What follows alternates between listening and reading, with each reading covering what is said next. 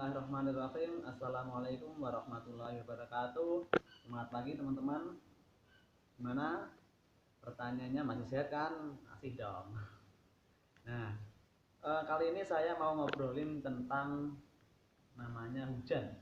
Nah, hujan adalah salah satu fenomena di mana air turun dari langit sesuai musimnya. Nah, hujan ini kan berkaitan dengan air.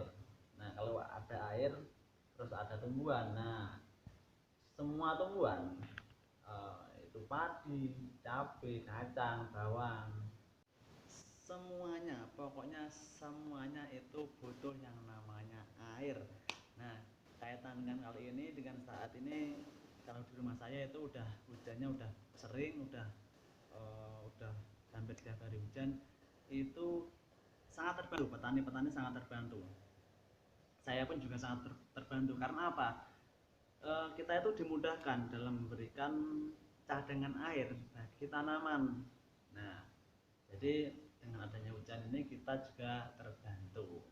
Tapi itu kan hal-hal yang membantu kita. Tapi ada juga hal-hal yang membuat petani itu susah, petani itu sedih dengan adanya hujan. Nah, itu kan kalau tadi kan membantu kita dalam memberikan cadangan air, itu kan jika itu kan intensitasnya rendah. Jadi terbantu, kita sangat terbantu jika hujan intensitasnya rendah. Jadi udah cadangan airnya udah tercukupi. Tapi kalau intensitasnya tinggi, tinggi, itu dapat membuat kita bersedih. Karena apa? Karena kalau hujannya deras, hujannya besar, itu kan bakal mengisi sawah. Kalau udah mengisi sawah, sawahnya kebanjiran nanti. Kalau udah kebanjiran, gimana ketanamannya? Rusak apa rusak gitu loh. Kalau kebanjiran, pasti nanti biasanya kemungkinannya itu satu, gagal panen.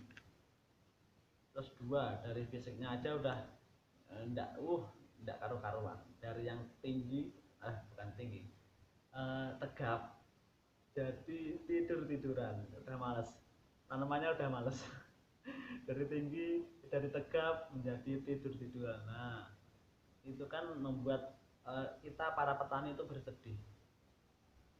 Itu kaitannya dengan hujan yang menyebabkan banjir. Nah, terus yang kedua, hujan juga akan mempengaruhi kualitas dan kuantitas dari tanaman. Karena apa?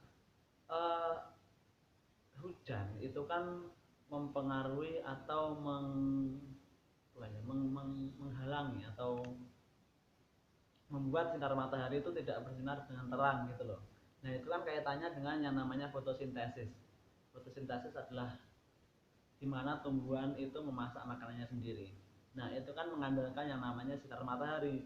Nah, kalau pas hujan mendung semua, terus sinarnya dapat dari mana gitu loh. Nah, maka hal yang kedua yang membuat petani bersedih adalah turunnya kualitas dan kuantitas dari tanaman yang ditanam.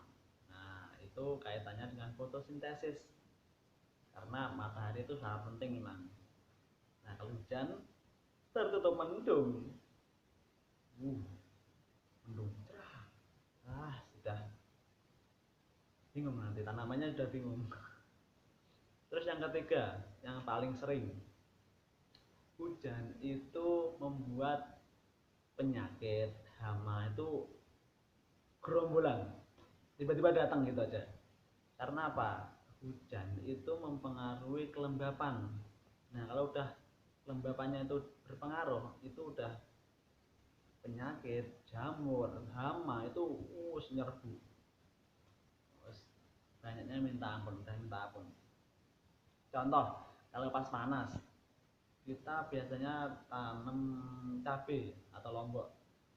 Pas panas ini sehat, petani seneng ini, wah saya pun juga seneng, wah ini pasti bakalan sehat ini pas panas.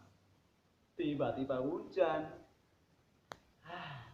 timbul namanya, kalau di rumah saya itu nyebutnya petek atau busuk buah. Nah, itu kan kaitannya dengan jamur